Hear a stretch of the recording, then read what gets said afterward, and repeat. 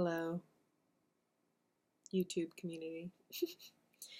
Today I'm going to be reading a crossover fanfiction between Carmen Sandiego and Indiana Jones.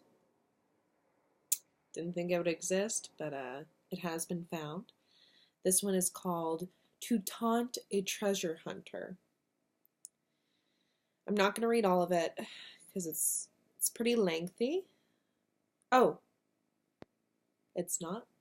Never mind. So I'm going to be reading that for y'all today. The sound of the chase echoed through the high vaulted rooms, heavy footsteps and harsh breathing reverberating off the walls. Despite their mistress's profession, the walls of Carmen Sandiego's home were strangers to such a soundtrack, but this time she'd been caught by surprise.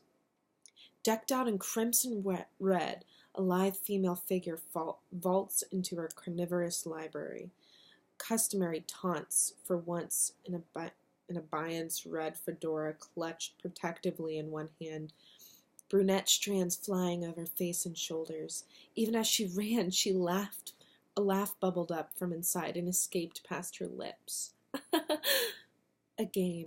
For her, it had always been a game, and she knew that in this case her pursuer played too, to some extent.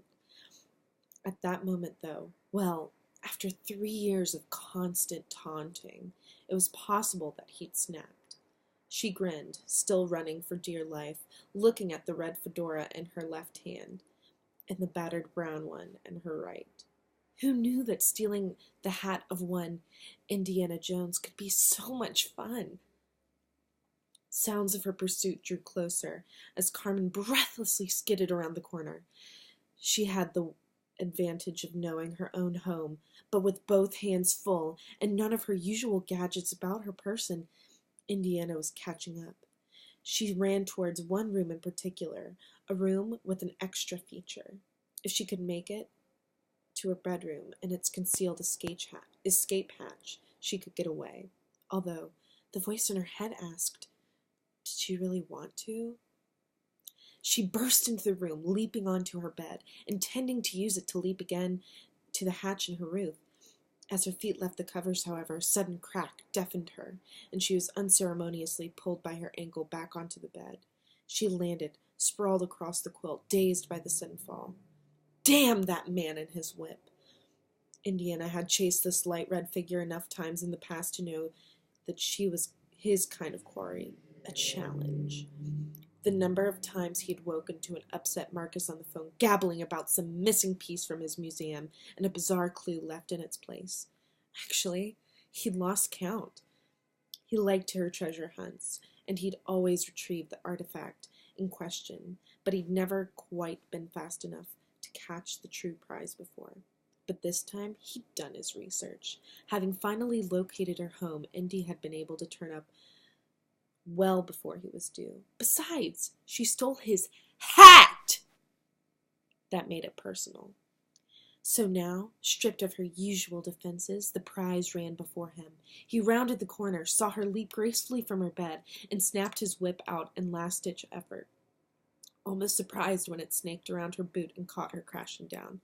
As he snatched his worn leather hat from her limp hand, he noticed her eyes were out of focus. Her hazy attempts to look at him and her death grip on her own fedora assured him that the shock was only temporary.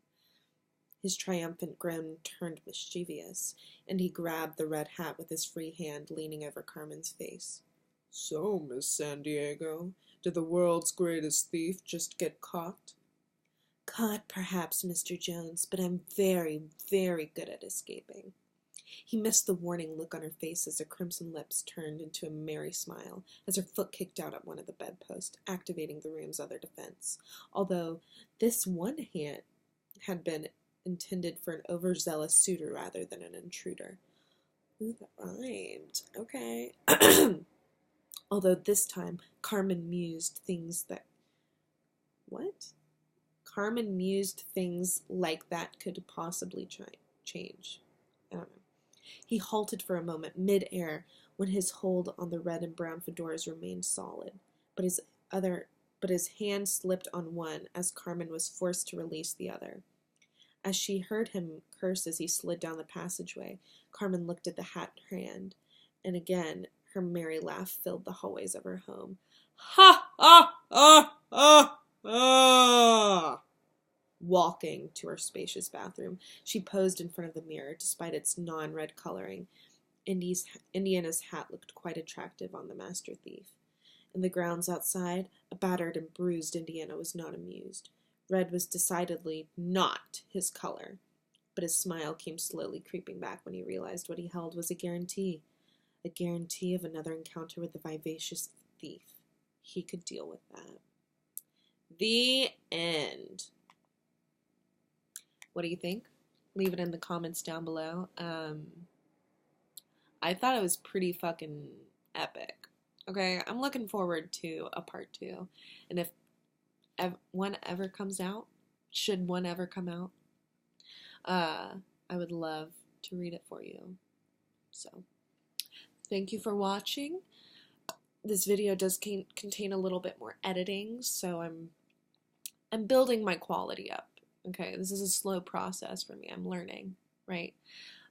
Maybe one day I'll get a nice camera. Who knows? Who knows?